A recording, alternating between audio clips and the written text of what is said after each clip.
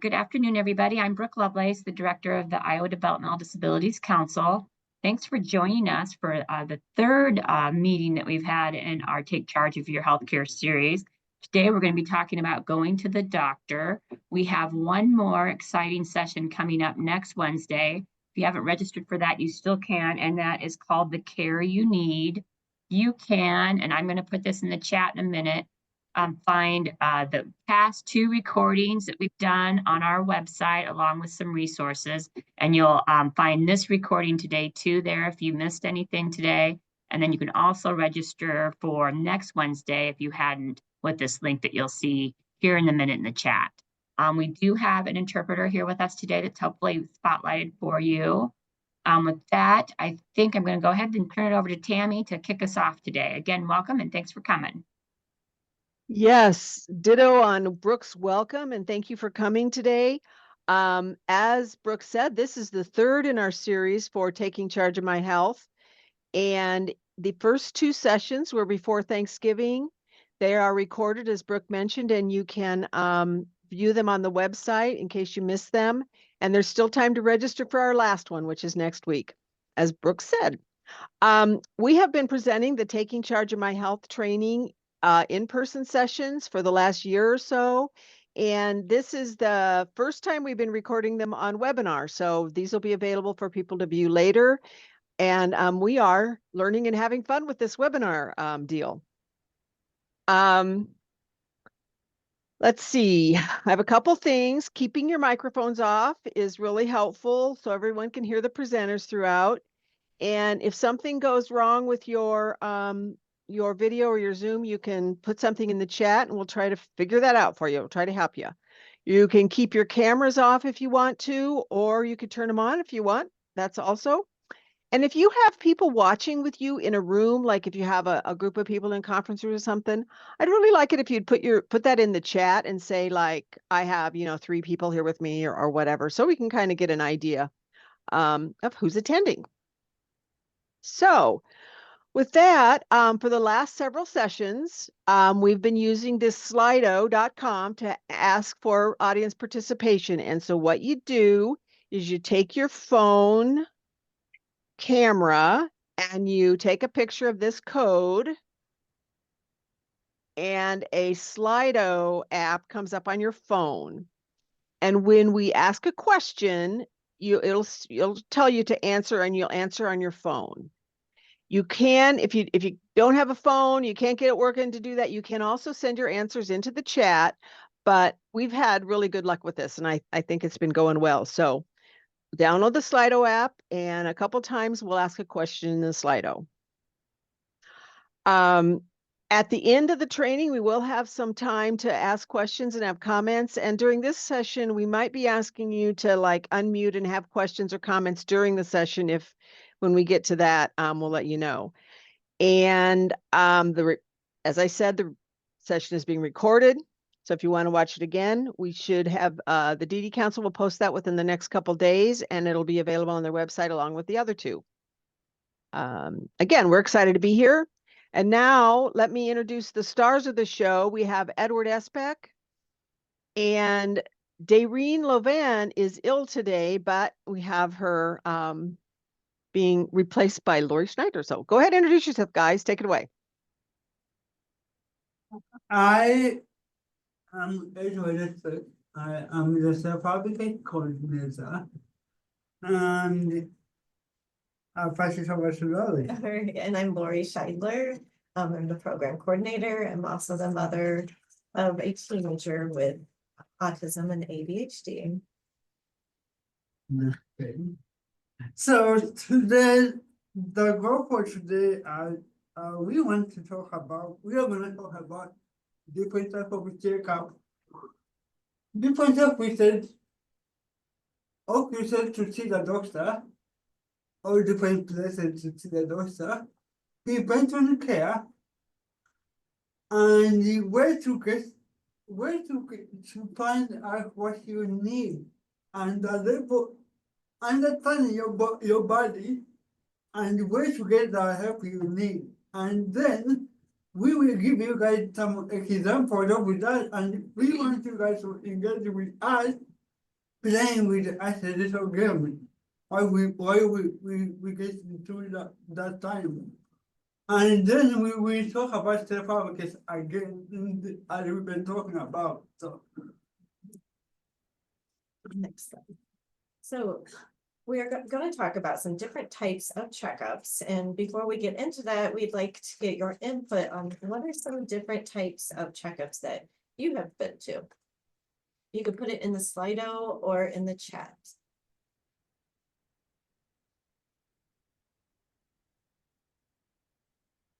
I check, I doctor, Doctor's a popular one. And dentist. Mammogram. I see physicals, annual physical. I know physical that if you have big. That's a popular one. Chiropractor.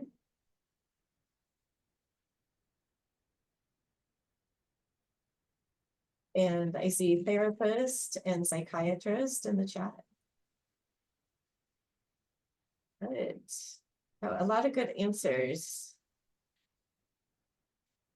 Oh, thank you for your participation. So today we're going to talk about, there are many different types of checkups, as you could see from the feedback we received.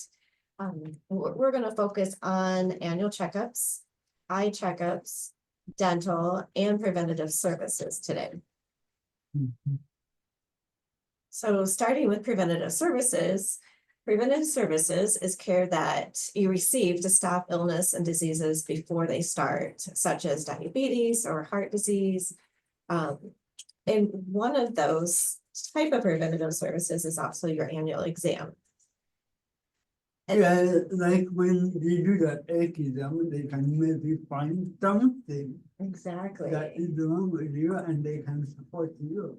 And prevent it from happening or getting worse. Yeah. Because sometimes we have things wrong with us we don't even know or realize. So in the annual physical, it's a good to go one time a year. Even if you feel okay, like we were talking about, sometimes you don't even realize you have something going on. And so they're gonna check your heart, your eyes, ears, and other parts of your body. They'll also check your blood pressure, measure your height, and weigh you on the scale. And sometimes they'll even give you your immunization shots during that visit, such as like a flu shot or COVID shot, to prevent illness. Yeah, especially when you have appointments, when we have appointments during flu season, Yes, then it's very important that you do that. absolutely. And it'll help us from getting sick or as sick as we might get. Yeah. Prevent it from getting worse. So as you can see, one of the things we mentioned was diabetes, and to check for that, they do a blood test and they check your sugar levels, because diabetes is when your body is not regulating the sugar like it should be. So they can do a test to see if your levels are okay. And if they're slightly off, you might not know it, and they can help you with recommendations like diet or sometimes even medication. Or even do more testing to find out. Yeah, they might want to do more tests, absolutely. And then same goes with heart disease. They'll check for that, and they'll check it by checking your blood pressure or cholesterol. And they want to see if you're at risk for heart disease, stroke, heart failure. They'll also check your cholesterol by doing a test, and just to lower our overall risk for heart disease. Now we are going to talk about eye checkup. Most of you have said have put that at the highest on your list. To do the eye checkup, you need to see the doctor 1 to 2 years at least. Sometimes you can go in for the eye checkup, but it's really important that they check that every time you go in for your physical checkup, so that they can see the difference between where you were last year to this year. And sometimes that help you to know that if I have a headache, that headache may be not from my type. So it may help me to figure out a way how I can think about how I can rest my eyes tight, or if I don't see where I may be having a problem. So I should be checking with the eye doctor for that. So it's quite a popularity in the on that slide though. So wanted to bring it up too. So is it possible that I might get glasses if I go to the eye doctor for a checkup? Depends on the situation. You have to sometimes they recommend you to they may recommend you to take some medication. Or sometimes they may give you medication that you put in your eye. And sometimes they may recommend you to choose another provider who is taking care of the eyes because they're two different professions. So. Now we are going to talk about dental and again the dentistry came I think the third place. We want to talk about that. Here where they will clean your teeth, this text, and they will clean your gum, and they may take an X-ray to see whether you have either symptoms. For example, in my case, I went to the dental for my regular cleaning up. But they prevented more for my teeth, and they cleaned my teeth very well. But then they found out that I may have a tooth was having Cavity. a cavity, so they end up looking at that, and they set up another appointment for me. So that helped me to know that oh my God, I needed to see the provider right away because then they took care of that. So it's another way for preventing something from happening. So was your tooth hurting at the time? I mean, did you know something was wrong? No, it wasn't hurting or anything. It was just So they were able to, opened up to see. they found it before it started hurting, which was good. Yeah, they prevented it from being painful. That's a good thing. So, like we were talking about, sometimes a doctor might recommend things from the test. They might see something that's wrong, or in a case going to the dentist, they recommended fixing the cavity. So that leads us into choices with our doctor. And they might have recommendations that include medication or treatment or special diets. And so that before we get into the choices of the doctor, we want to bring up self-advocacy that we've talked about before, that you have a choice you have a choice. And even though the doctor recommends it for you, you can ask questions and you can make that decision. So we'll go to the next slide and talk about self-advocacy. So you know your body best, and you're your own self-advocate. And I think Ed has a story that didn't you have to make a choice with your doctor where the doctor recommended something and you thought differently because you knew your body best. Yeah, so before I got past playing football 1 year, and then I went to my doctor, but they told me to drink water and I'll be better. But I wasn't feeling better at that time. So it got worse and worse. So I remember talking to my coworker, and they told me that the doctor told me that I wasn't that there is something more isolated to me. After that, I went and I talked to my colleague who helped me get into that place where I needed to see the regular doctor, and they recommended to see more professional. And the way they found out that I have a bigger problem with my body that needed to be taken care of very seriously. So that's why the time where I stepped up and I advocated for myself, to people that I'm not okay. Yeah, you felt something different and you knew it was more serious. Yeah, and it became more clear And thank goodness you from did. that point. So And you have that right. And you have that right to ask those questions and say, hey, I'm still not feeling good.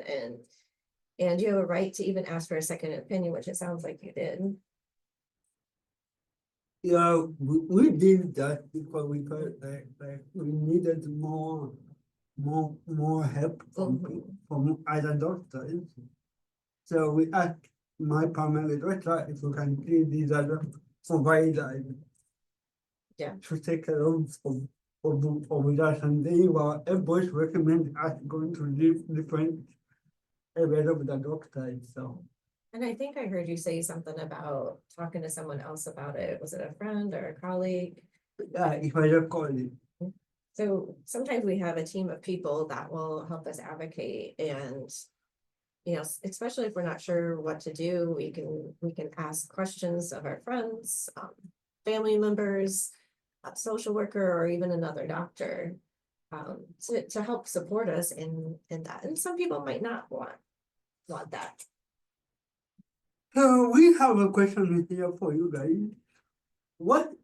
Who can support you? Who is on your team that can support you? You could put it in the chat or raise your hand.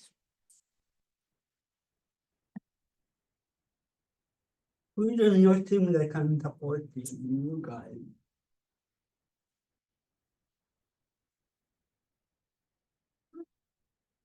I see my husband. Yeah. Any other ideas of people who can support us in our healthcare and I do. good friends? My good friend, sister, someone was shouting us now. Good. So it's good to think about who those people are in our lives. Oh, do we have anything? Dakota. Oh, Dakota. My nurse. Good. Dakota says his nurse is there to help support him. Yeah. And it cannot be your staff person. So going on, thank you for your participation. I see caretaker as well as family, parents, and guardians too. So these are all people that can support us in advocating and in making decisions and choices in our healthcare. And that is what the next thing we are gonna talk about, making choices and be advocates for ourselves. So, and can I have someone read this with the audience?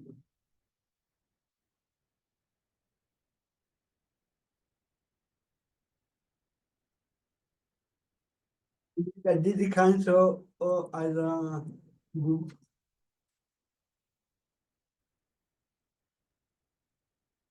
What is your question, Ed? Can I have someone read this? Oh, read the slide. Well, I can do it since I'm off mute right now. Okay, so this says making choices with your doctor and talks about based on results of the tests or something the doctor finds, he might have ideas about what you should do. And we want to say you can make your choices about that after you ask questions and get the information. So we've been talking about, go ahead. Thank you, Tammy. So we've been talking about know your body the best. And this situation is coming in a lot. And my example of my story again was through that decision I had to make with my provider. After they explained everything to me, and my team, they were able to, are able to get the decision made. And the decision that I made was for me to look forward, I had to make a bigger decision. And that decision was to have a next children, and I did. Now I feel much better and much comfortable. That's good. But a lot of things happened before you made that decision to get surgery. Wasn't there like another specialist that they recommended you talk to, or you asked for a different? Yeah, specialist? so there was so we went to the orthopedic doctor, Mhm. and they recommended me to, because they were not seeing as a provider. So I recommended to see another provider because it is my body and I want to know what they can do with me. So they recommended me seeing another provider. Mhm. And then I decided to go there, and I love the provider because she's the one who encouraged me to actually get a surgery. And so I was like, I feel I'm good now. I feel better now that I'm able to do that. So because of that experiences that I am an advocate, I was able to advocate for myself and for my dad to know that I want to do this. So I told my dad that, hey, I need these children more than after I listened to everyone, Mhm. I needed to make that choice, and I did. And you were able to make that choice informed because you were able to get more information from different specialists. Yeah.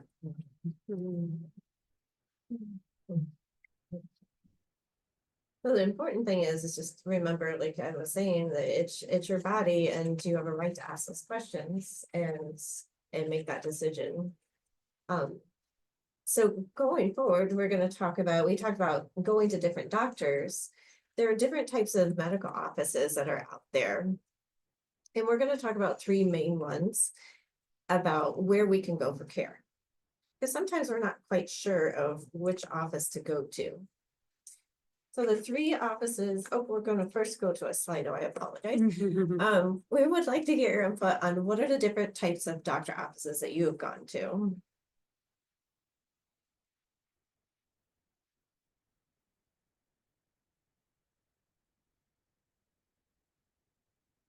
We see quick care, Who care is a big one. that is an emergency room, I check out. and dentist. Emergency room getting big, that's a popular answer.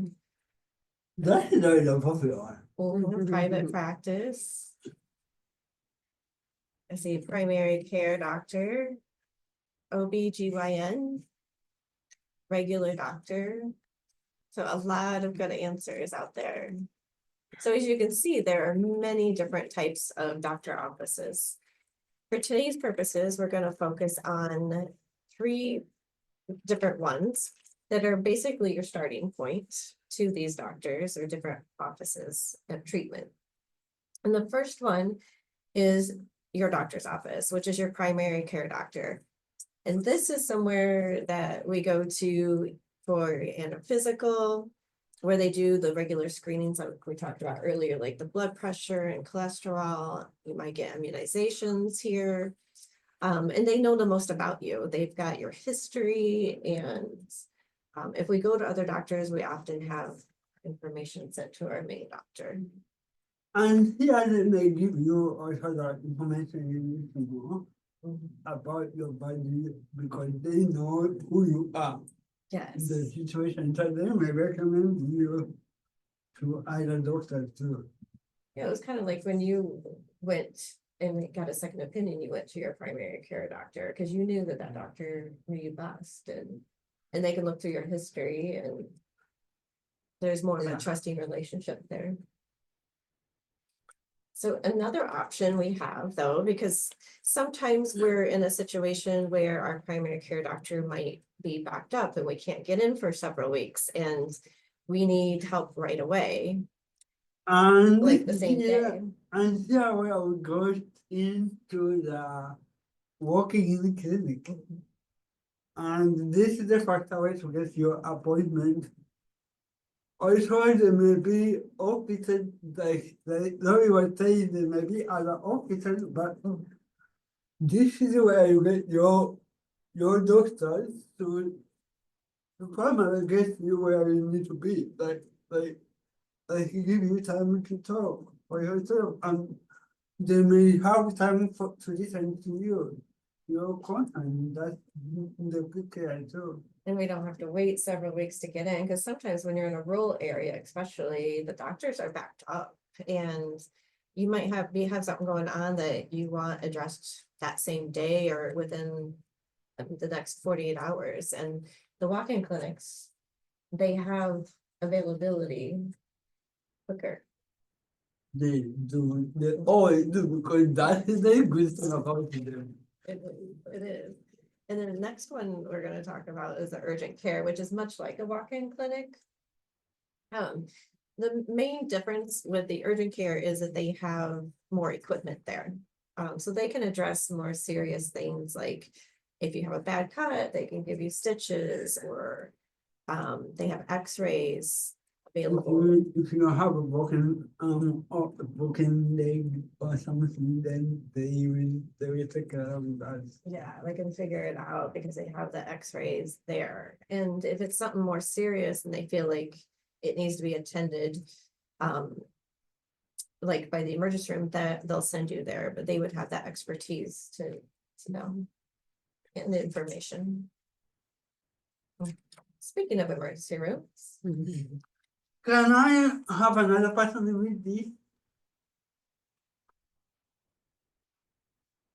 Or with the audience?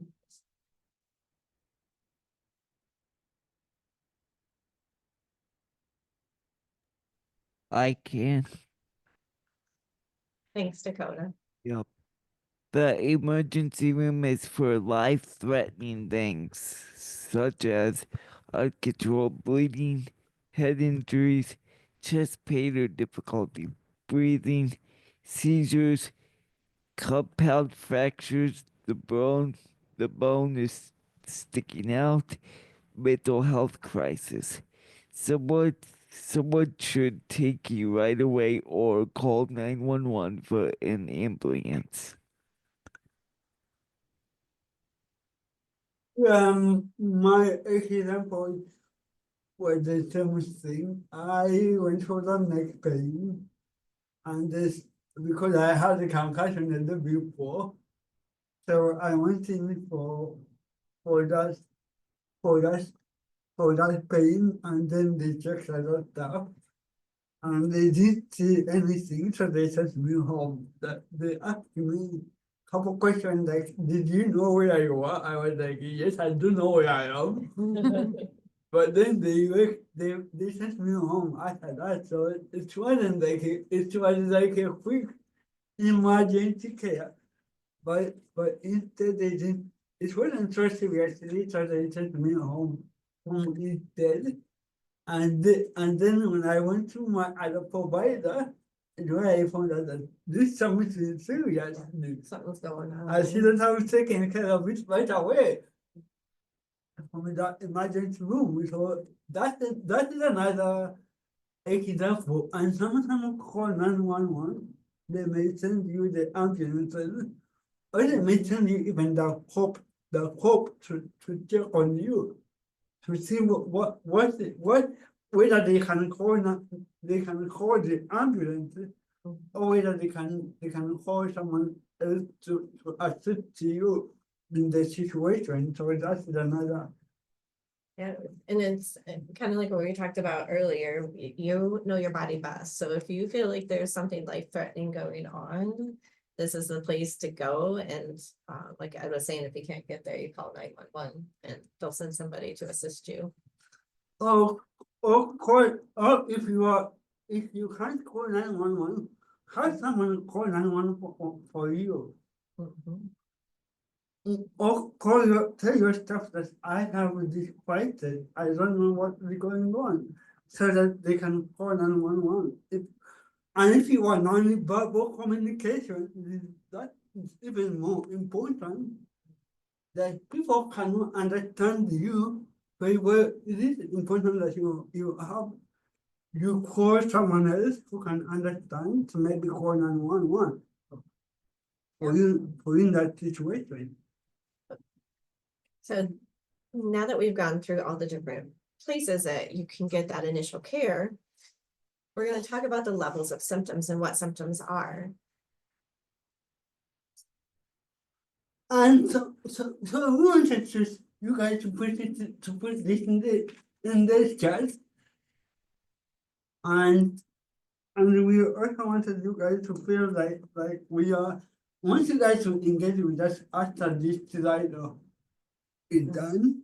So what are some symptoms that would require medical attention? I see chest pain, seizure, severe dizziness. All good answers. Headaches, nausea, extreme vertigo, chest pain.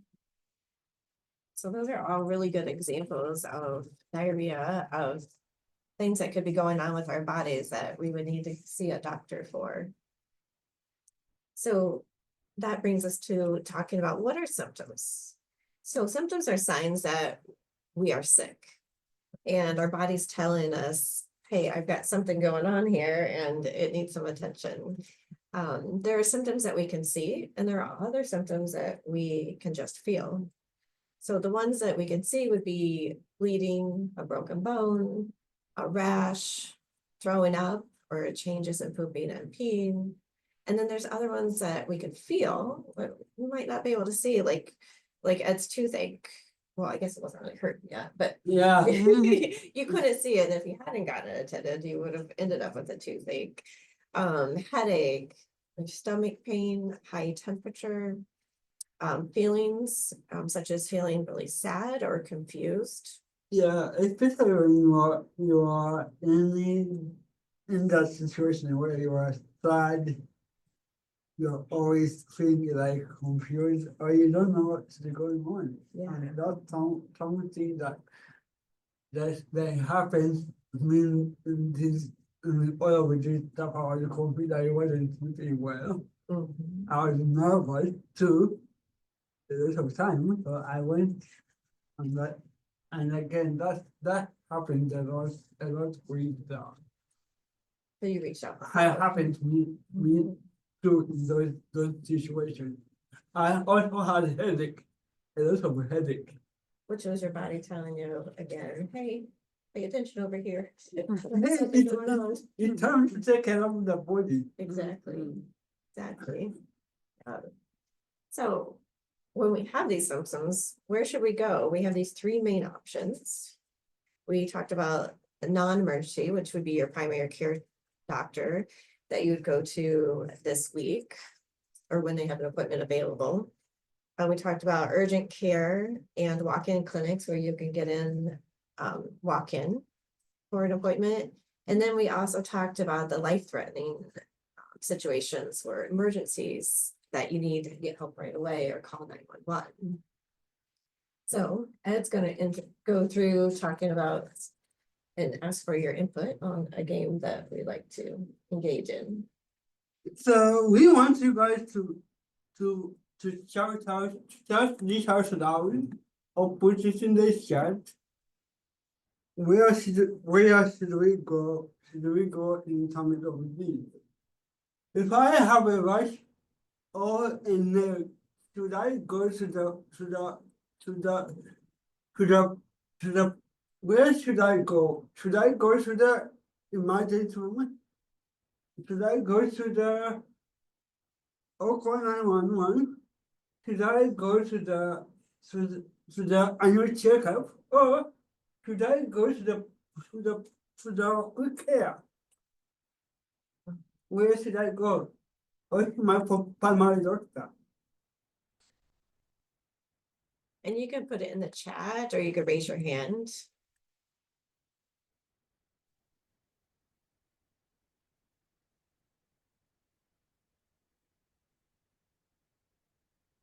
What is in the chat? Walk-in or urgent care? So we see walk-in or urgent care. Yeah, And there's a Life Iowa phone number somebody provided. Thank you, Brady, that you can call and speak with a therapist. So that might be more like if you're not sure of what to do or yeah, and this is really good and very important. Walking in the clinic. so on the next slide. We are gonna give you the answer we think is exactly walking in the clinic. And the reason why she's walking in the clinic is something not poisoning or it can be poisoning, but something not so serious. Where you should go to the emergency room, but even if you can go to your doctor and they can check on you. Yeah, so the walk-in clinic, if it's really bothering you and very irritating, they could see you that same day and maybe you might have medicine that they can give you or Or they may recommend as an idea or as a or give you more time to study what is going on, but they may give medication. next. Can I get another person to read this from the audience?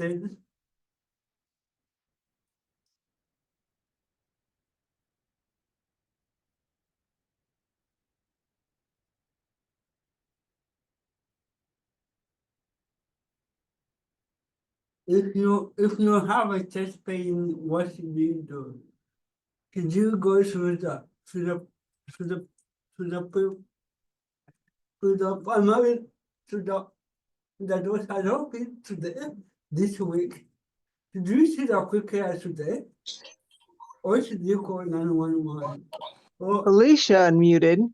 Oh, Alicia, you just muted yourself back.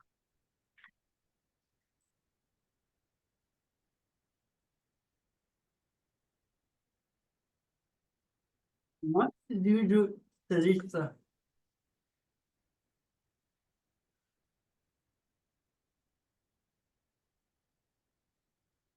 I think she's trying to unmute.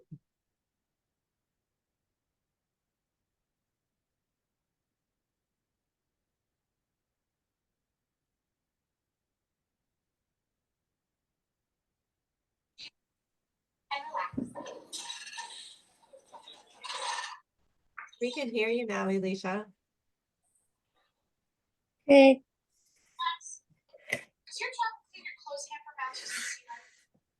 If you're having chest pain, which one do you think we should go to? Listen,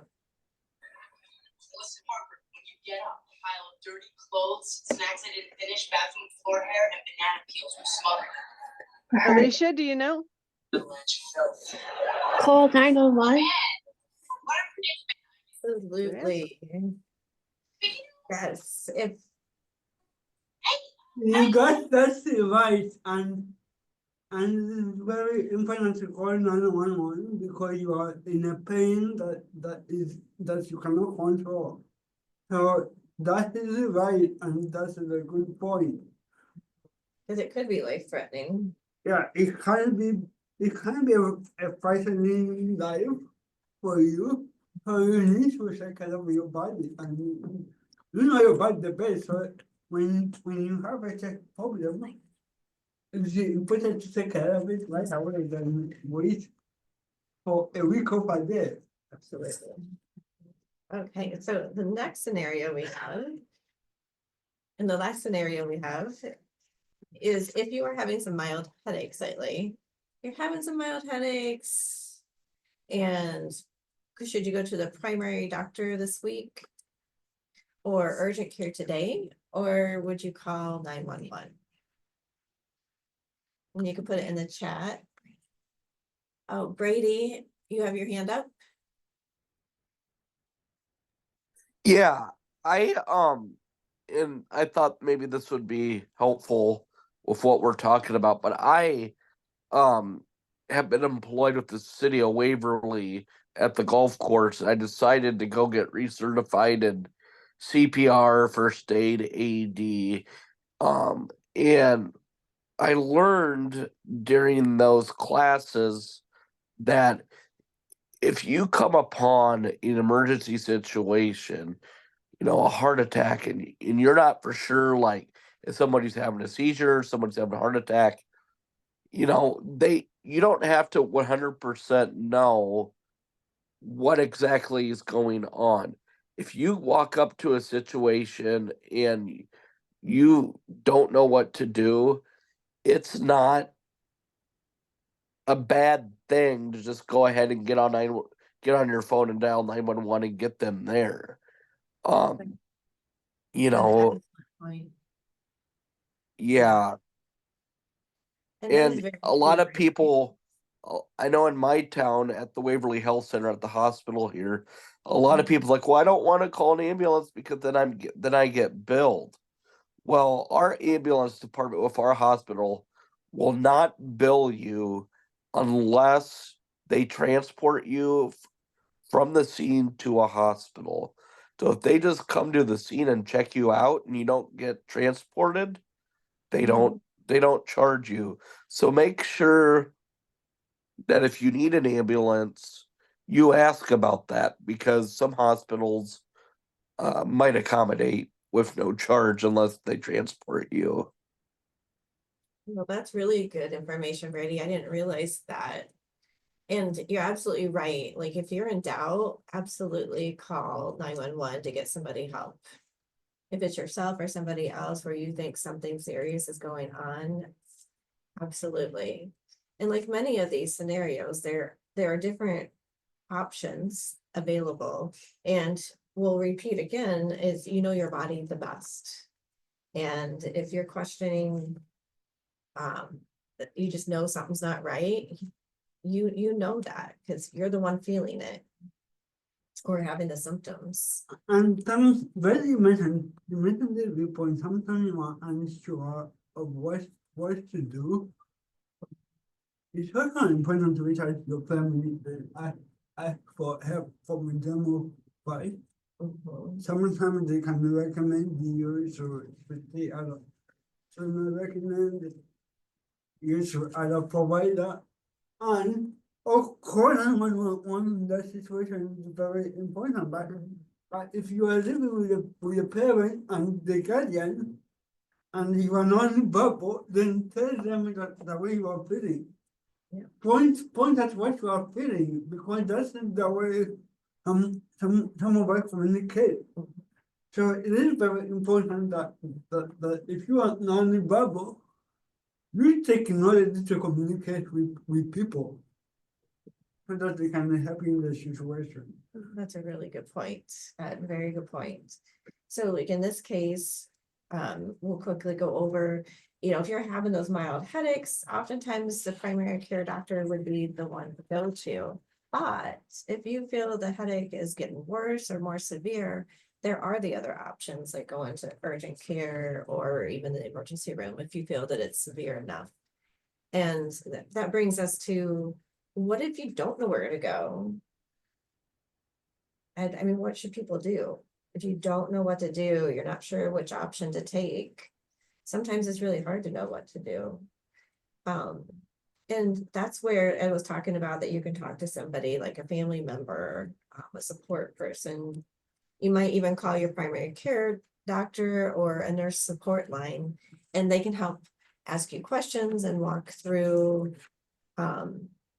like some options that you would have or what they would recommend. Or get you some other areas of support that they can provide. Mhm. Yeah. So what did we learn today? So we learned that we can take charge of our own health care. And we can do that by know the different types of checkups, understand the preventative care and how that keeps us healthy, and different types of places to go for care. And kind of stickling, different type of stickling, and we always go for help. Remember, you know your body the best, and you need to know your body the best. You are the self advocate you can be the best self advocate you can be. In those situations. Wow, what a good Mhm. conversation. Go ahead, Ed. I'm gonna say any question no comment. No, you probably. It's okay. I would just like to make a comment about the dentistry. Um, we know at the Iowa DD Council knows that there is some issues regarding coverage for dentistry. We do have that on our register, and we are trying to work on getting coverage for dentistry. Thank you, Dakota. That's really good. Good to know. I know there's been some availability of dentists, like just the number of dentists being available in the state has been a concern. So good point. Thank you. Yeah, that's no problem. And I see Brady has his hand raised again. Brady, thank you. You've had a lot of good input here in the chat. Yeah. Hold on one second. I just wanted to share, since we're talking about dental and trying to find providers for dental, I, eh, and I think this would be a good time to share it, but I was on MCNA dental, and when I moved from Glenwood to Waverly, I could not find a provider that would take MCNA dental. And I struggled for months trying to find a provider.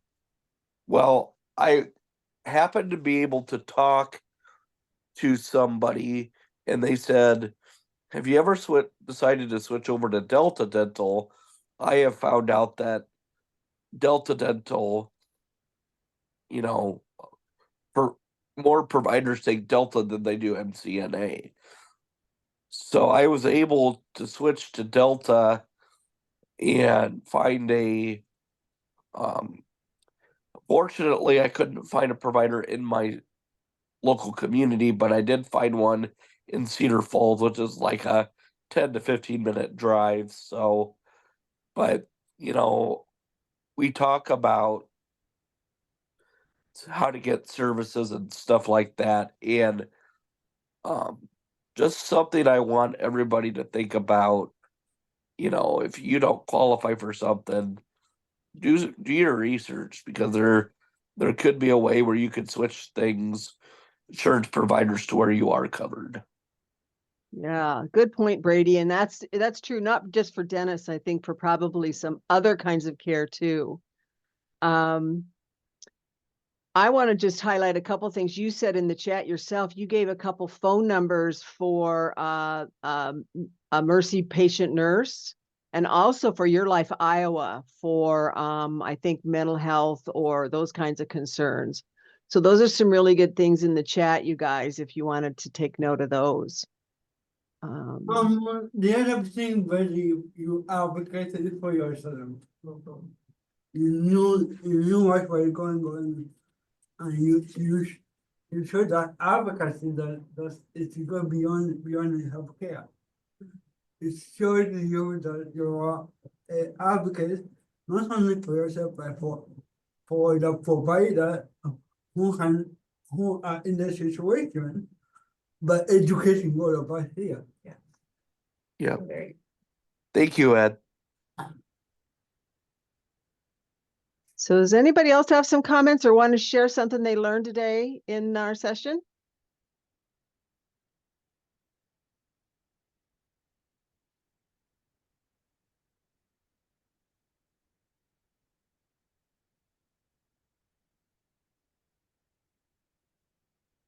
Okay. Well, again, reminding you that we have the last in this series coming up next Wednesday at noon again, and it's going to be called The Care You Need. And Edward and maybe Dayreen will be back. I'm not sure, but we'll be talking about the care you need. And let's see, next slide. This is the contact information for our presenters today with their email address on there. You'll get the PowerPoint sent out to you later with the recording. But we wanted you to do another QR code. This is the thing with your phone again. And this is our survey about the session and what you learned. So you can click on that and take that.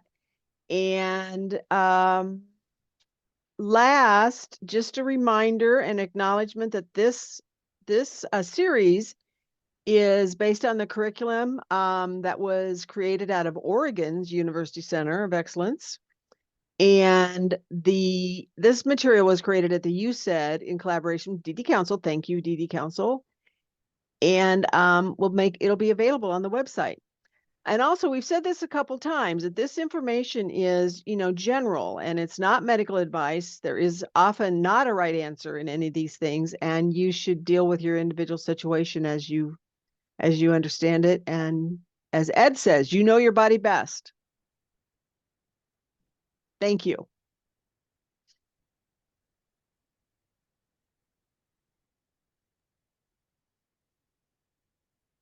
Goodbye, everyone. Have a good day, guys. Hope to see you next week, everyone. Bye-bye.